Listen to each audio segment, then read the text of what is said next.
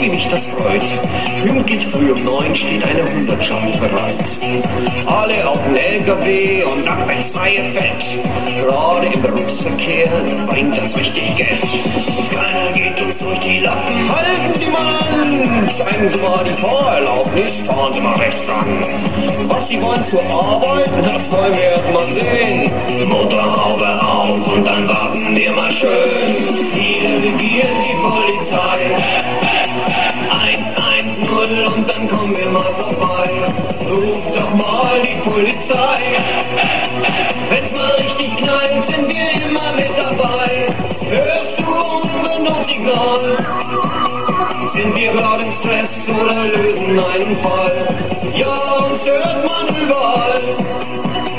Harte Jungs wie wir sind halt immer schnell am Ball.